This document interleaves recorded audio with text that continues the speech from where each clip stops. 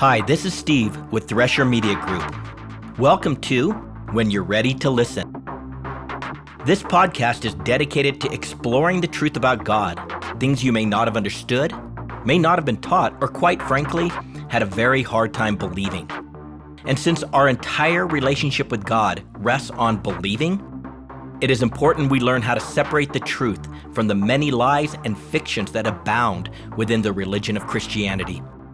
So when you're ready to listen, tune in and discover a pathway to freedom, encouragement, life, and hope. In our last podcast, in addition to reviewing Job's spiritual resume, we began discussing the code behind the number of animals which Job possessed. The numbers of the animals and the specific kinds of animals expressed in code reveals the entire narrative of Job. The Spirit loves to embed secret messages in text. For as he says in Proverbs 25:2, the glory of God to conceal a matter, but the glory of kings is to search out a matter. Let's pick back up with understanding this code. Animals and servants. His possessions also were 7,000 sheep, 3,000 camels, 500 yoke of oxen, 500 female donkeys, and very many servants. In this introduction, the Spirit could have simply told us that Job was beyond wealthy and managed a sizable farming and ranching operation. But instead, he gave us some specifics and some contrasts to get our attention, to tease us to look deeper. He quickly glosses over the servants and gives us no numbers. But in so doing, he informs us that Job and behind the scenes Yahweh has a great number of servants. But then the Spirit draws our attention to the animals, a very specific type of servant. Animals have an interesting role throughout the scriptures. They're often used as part of the code to communicate or depict spiritual entities, angelic entities, both good and bad ones. The Spirit even uses a lamb to depict the Son of God who would be sacrificed for all of mankind. But in terms of the angelic, and let's talk about the bad ones, the most obvious example is the way Satan is referred to as a dragon, a serpent, a twisted or coiling serpent. But other animals are used to connect us to the spiritual realms, including goats, rams, frogs, birds, wolves, lions, beasts. Through drawing our attention to the animals, beyond the numbers, the Spirit is cluing us into the fact that Job's travail will be implemented at the hands of unseen spiritual forces. As we learned in the book of Revelation, everything in our lives is initiated in the heavenly realms. And then it's played out in our physical realms through the assistance or the agency of the angelic. In this instance, the purpose of the spiritual forces will be focused on bringing chaos and destruction. It's a good thing that the Spirit tells us that these spiritual forces, even the wicked and evil ones, are mere servants, ministers. As it says in Hebrews, they are now caused to being sent out by God to render service or to minister to all those who are now about to now be heirs of salvation. So despite the destruction they bring, they are a blessing, for they are the tools that are necessary for Job and for us to learn critical lesson. Their intentions, they're malevolent for sure, but God's intentions in the utilization of these spirits is good. He knows that they, the spirits, will be successful in the task he sends them out to accomplish. And he knows that will give Job the best opportunity to relent of his delusion and prepare him to encounter God, where he will learn that true righteousness comes only from God. And it is not about what we do for God. Animal specific. Let's focus on the animals. His possessions also were 7,000 sheep, 1,000 camels, 500 yoke of oxen, 500 female donkeys. So let's examine this according to the code, according to how these images are used throughout the Bible and their specific application to the Job narrative. In our last podcast, we focused on those numbers. And let's keep those in mind and we'll retouch on them, but they're critical to understanding the narrative. But let's start with sheep. Sheep symbolize the people who follow Yahweh, indicating their need for a good shepherd. The picture of sheep also provides us an image of innocent sacrificed. If you remember throughout the Bible, it speaks of sacrificing an unblemished lamb.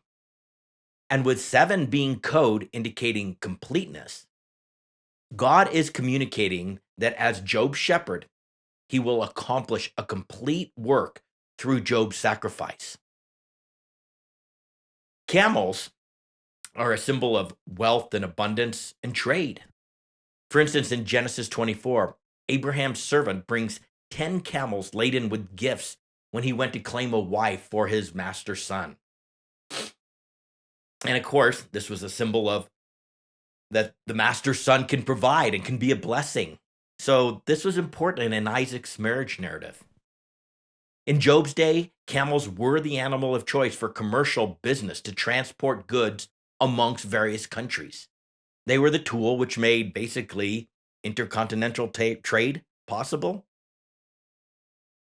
The use of the number 3 indicates that Job's wealth and abundance was a perfect provision from Yahweh, as he is the one who gives us the power to make wealth. Yahweh Jireh is the name of God that speaks of Yahweh being the source of all our provision. Oxen, they symbolize labor and servitude, submission, and faithful service. With the use of the number 5, the Spirit is communicating that Job's labor, his servitude, his submission, and faithful service of God needs to be an expression of the grace of God that has been extended to him. And it's not to be rooted in the work of his hands. However, since the number 5 is doubled in this expression, as the Spirit is specific in identifying 500 yoke of oxen, not 500 oxen, for a yoke binds 2 oxen together. The message is Job's strength and service is to be derived from grace, and then more grace. In fact, the only way Job will make it through this lesson is by the continual outpouring of the grace of God into his life. And this brings up an issue that is generally ignored within the religion of Christianity, yet it serves as a huge warning. In John chapter 1, verse 16, the Spirit, in speaking about Jesus, said, "For from his fullness we all received, and grace in place of grace." Most translations say grace upon grace, but the key Greek word translated in many scriptures as upon actually means instead of, or in exchange for, replacing, or get the idea in your mind of one after another. So with the use of this word, the Spirit is describing successive replacement and not accumulation. It's not upon. Grace comes into our lives. And as we work through our life's experiences, it's replaced by a greater grace or another outpouring of grace. Like the waves of the sea, it keeps coming, wave after wave. God does not give us a single outpouring of grace when we are born again, and that's it. Rather, he gives grace that is intended to be replaced by another grace in an ongoing cycle of renewal and not accumulation. This truth has massive implications for the life of a believer. John 1:16 aligns with that kind of odd verse in James 4:6, which speaks of a greater grace. It says, "But he now gives a greater grace." Therefore, it now says, God now chooses to be opposed to the proud, but now gives grace to the humble. So this greater grace and humility are connected. As we humble ourselves, as we dig down in our soul and choose to live like a little child, as instructed in Matthew 18:3, God gives us grace and renews that grace. For we continually need his grace to face situation after situation in our lives. As it says in Lamentations chapter 3, verses 22 through 23, his loving kindness never ceases, for his compassions never fail. New every morning. Again, this speaks of renewal and not accumulation. Okay, let's think of this concept of renewal versus accumulation by referring to the parable of the 10 virgins in Matthew 25. And this is also a story that provides believers a huge warning. We covered it in listeners' questions, kick butt answers to listeners' questions. So that would have been like 3 or 4 weeks ago. I encourage you to go listen to it. But if you're not familiar with the story, here's a very quick synopsis. There are 5 wise virgins and 5 foolish virgins, and they are waiting and waiting, and yes, waiting for the bridegroom to arrive. Why? They want to join with him in his marriage feast. When they originally began to wait, all the virgins had oil in their lamps so that they could last, if necessary, through the long, long, long night of waiting. So let's go through the imagery. The lamps are symbolic of the new creation, which God gives us when we are born again. And it's an indication that these 10 virgins were born again or converted by God and were infused within that new creation with the Spirit of God. The oil in the lamps is symbolic of the Spirit of God and his outpouring of grace into our lives. A grace that is the source for the light of Jesus. The flame from the lamp is symbolic of the light of Jesus, which we bear in the darkness of the night, which of course, the night is symbolic of this current age that's consumed in darkness. And the groom, he's returning for his wedding feast. And that is symbolic of the events associated with what? The rapture of the church. As it says in Revelation, blessed are those who have been caused to being invited to the marriage supper of the Lamb. These now are true words of God. The 5 wise virgins brought extra supplies of oil so that they could renew their source of the flame and keep the light glowing in the night. The 5 foolish virgins didn't, and they ran out of oil. And when they ran out, they asked for the others to share, and they're like, no. So they had to go to the marketplace and attempt to purchase more oil. And while they were gone, the bridegroom came. Everyone who was ready, everyone who had oil, was permitted to enter the marriage feast. When the 5 foolish virgins returned, the door was shut and locked.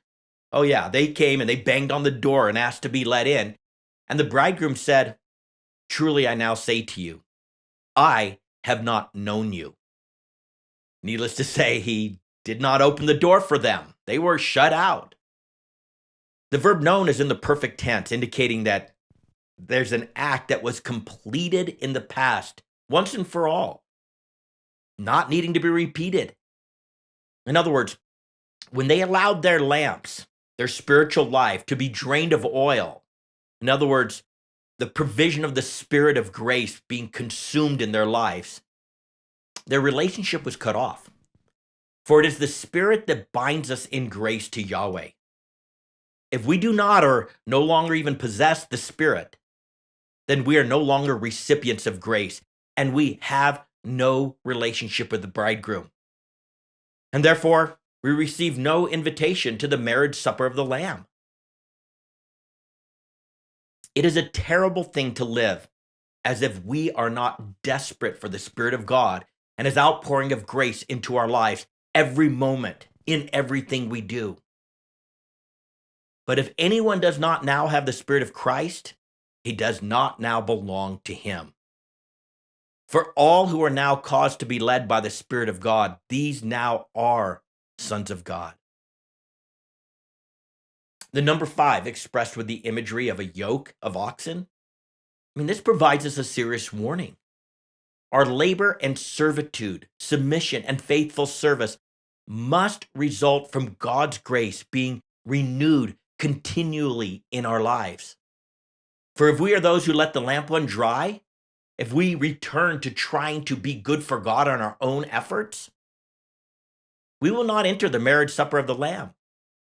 And that is why Jesus said in Matthew 18:3 that we must, that we must be converted by God, and this is a huge this is a monumental and choose to live like a little child, or we may not enter the kingdom of heaven. Our humble dependence upon Yahweh for all things, all the time, is how the oil is renewed in our lives, day after day after day after day. I mean, great is his faithfulness. You see, he is to be the strength of our lives, the source of all our productivity. He is it.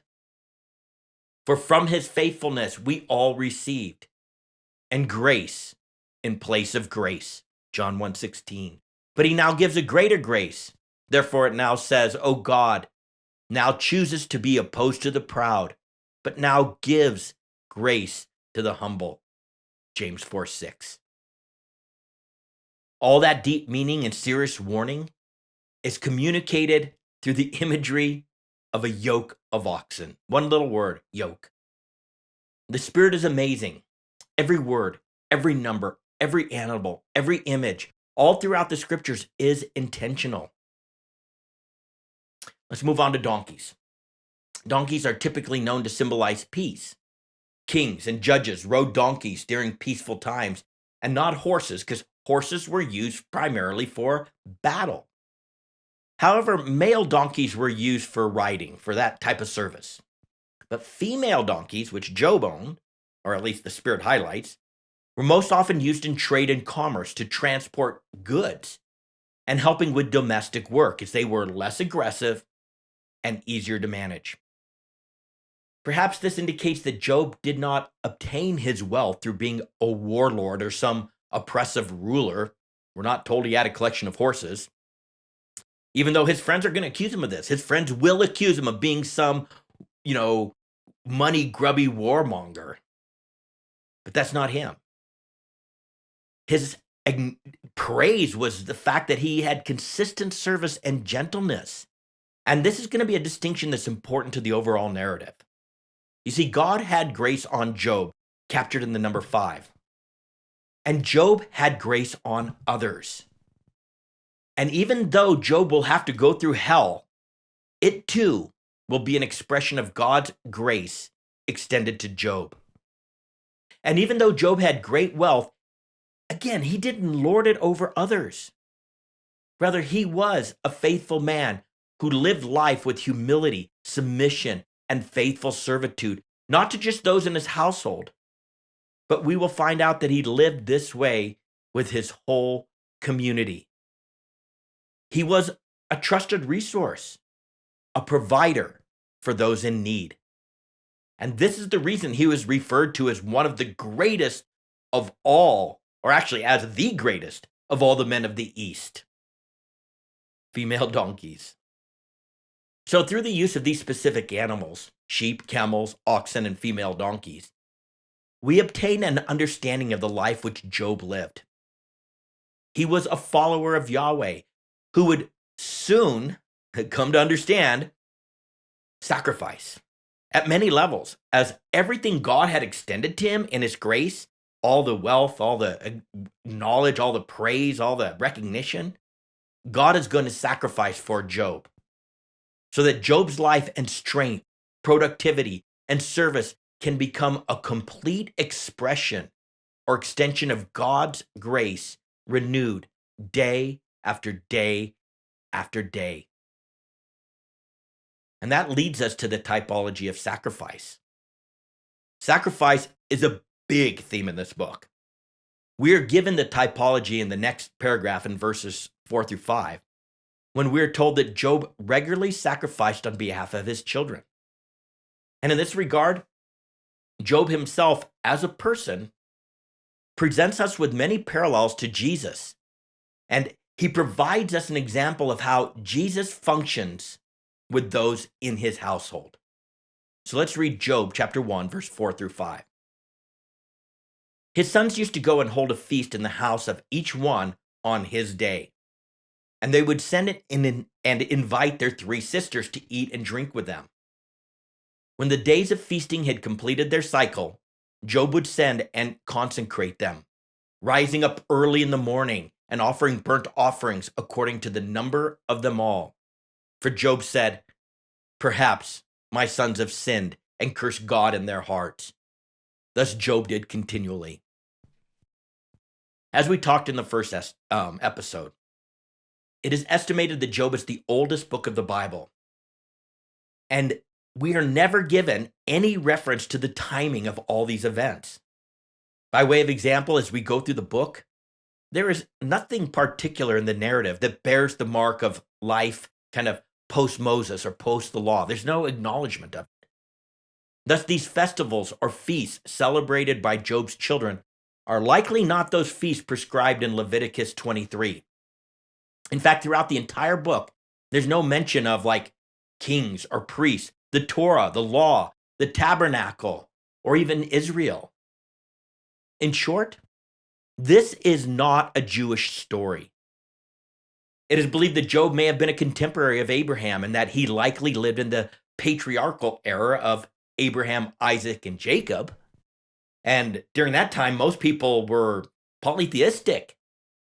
They didn't just worship a monotheistic God. And the patriarchal nature of the culture Job lived in, it highlights the fact that this is not a Jewish story. And each of these details are important that we must keep in mind. Details, details, details. So many details.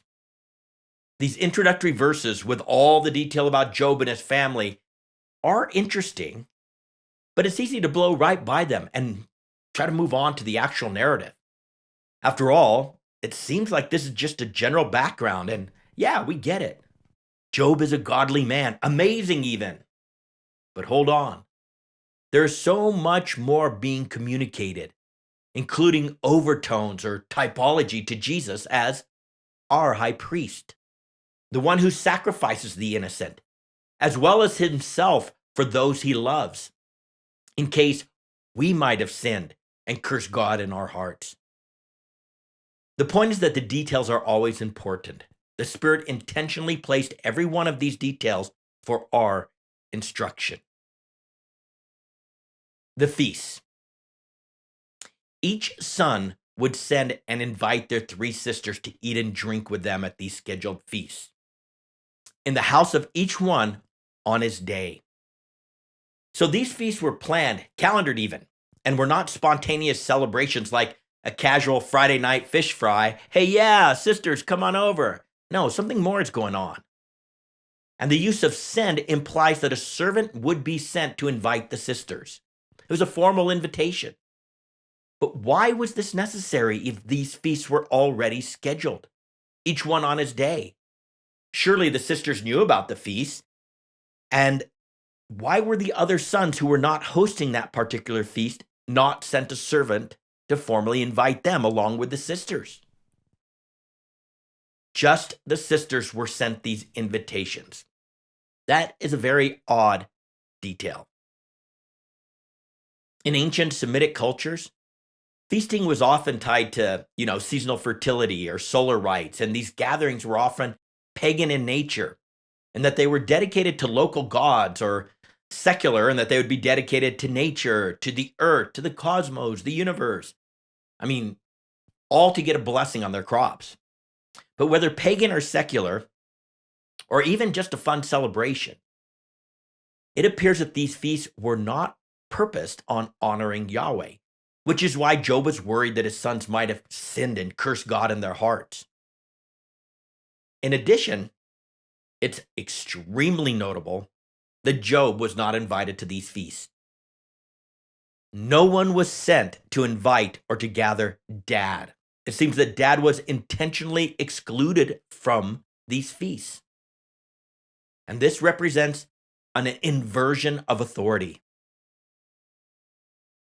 Seeds of apostasy. In patriarchal cultures, a man like Job would be considered the lord of the mansion, the lord of his household. Therefore, if there were to be any family feast, it would be the father who would convene the feast, not the sons. In this instance, we're told that the sons would send and invite, which indicates that they are acting independently and assuming some authority over the household, an authority that is not yet theirs to exercise. The act of sending for their sisters reinforces this idea that they are making a statement on who controls and who participates, and just as important, who does not. This inversion of authority sets up a concept or a theme that flows throughout the book. As humans, we cannot wield autonomy, exercise our God-given personal sovereignty without falling into self-deception or spiritual rebellion, apostasy, wanting to do things our way. The priest and sacrifice. Job would send and consecrate them, rising up early in the morning and offering burnt offerings according to the number of them all. The typology of sacrifice and priesthood is represented in Job's actions. Job is concerned for the spiritual division developing within his household, a division that is bordering on apostasy. But instead of demanding obedience and mandating right behavior, Job chooses to intervene via sacrifice. He makes his appeal to God and not directly to his sons. In so doing, Job functions as a mediator, as the priest of his family and his household. And his concern is not so much to correct their actions by telling them they can no longer have these celebrations. That's his role. But his concern is for their potential compromise, their apostasy that might be stirring deep within. Perhaps my sons have sinned and cursed God in their hearts. In the morning, Job would rise up early in the morning. It seems that this practice of morning sacrifice is something that the Spirit of God puts into the hearts of his priests. We're told that Abraham rose early to offer Isaac, that Moses rose early to meet God with the stone tablets, and that Jesus rose early to pray. It is as if the psalmist says, in Psalm 5:3, he tells us, "In the morning, O Yahweh, you'll hear my voice. In the morning, I will be ordering or arranging," reference to sacrifice, "to you and watch." Understanding his role as a priest of his family, Job does not wait for signs of wrongdoing or sin. He preemptively intercedes for his children. You see, he's concerned about what is happening in their hearts. Again, about that division that is growing. And so he makes atonement for them to consecrate and to cleanse them, or to set them apart as clean before Yahweh. So he rises early in the morning and orders or arranges each sacrifice on the altar, and like the psalmist, he waits and watches. This is the role of a priest. The picture of a priest offering up priestly sacrifices on behalf of others highlights another interesting and prophetic concept. We already highlighted a truth that will run throughout the narrative that says as humans, we can't wield autonomy or exercise our God-given personal sovereignty without falling into self-deception or spiritual rebellion. This apostasy that we want to be the Lord of our own life, do what we want. This truth begs the question then, what are we to do? Shall the father, the Lord of the household, come to his children with dictatorial authority and control and reel in their behavior and keep them from being bad? Is he to take away their liberty and shame them for their choices? Is he to demand their repentance, demand a change of behavior so that they do not stain the reputation of the household? Is he to beat or punish them into submission? Or is something more needed? Something that does not try to control the rebellion, but still addresses the rebellion. With the imagery of the sheep, those innocent lambs who are set apart for sacrifice, and Job's priestly example, we can discern that sacrifice is the solution. The Spirit of God is addressing not just the need for a priest who intercedes for others via sacrifice, but he is prophetically planting seeds of the ultimate sacrifice, that will be provided to intercede for all of humanity. The sacrifice of the Lamb of God. Sacrifice is the solution. This theme of sacrifice comes all the way back around at the end of the narrative when God requires a sacrifice from Job's so-called friends who tormented him with all manner of religious pretense throughout his travail. Coinciding with the sacrifice, Job is required to mediate with God on behalf of these friends. Otherwise, God was going to kill them for their impious, arrogant misrepresentation of who he is. Job chapter 42, 7 through 8. This is how it concludes. It came about after Yahweh had spoken these words to Job that Yahweh said to Eliphaz the Temanite, "My wrath is kindled against you and against your two friends, because you have not spoken of me what is right, as my servant Job has. Now therefore take for yourselves 7 bulls and 7 rams, and go to my servant Job and offer up a burnt offering for yourselves, and my servant Job will pray for you. For I will accept him, so that I may not do with you according to folly, because you have not spoken of me what is right, as my servant Job has." These friends, with all their grandiose religious knowledge, were completely wrong about Yahweh. But once again, sacrifice is the solution, and a mediator, a priest, if you may, is necessary to avert the wrath of God. The number of them all.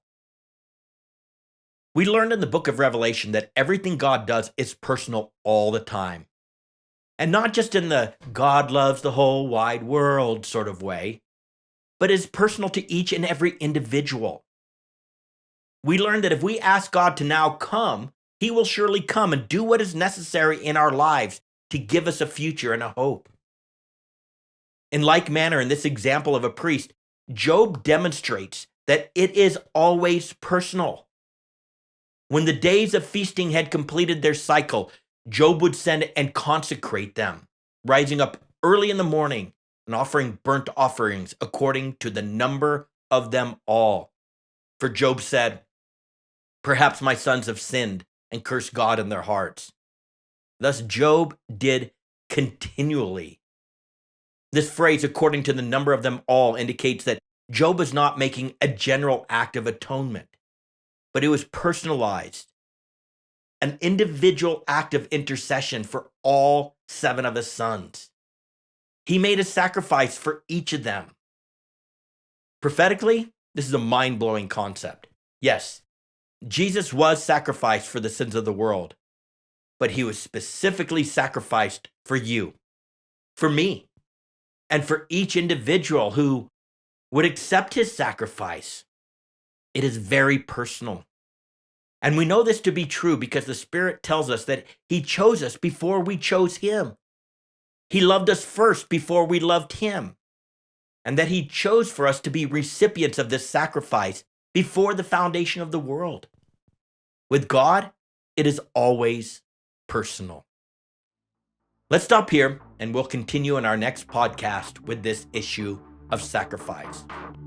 I'm glad you've tuned in and have been ready to listen. To get a free download of the full written transcript with all the scripture references footnoted, please go to threshermediagroup.com. That is THRESHER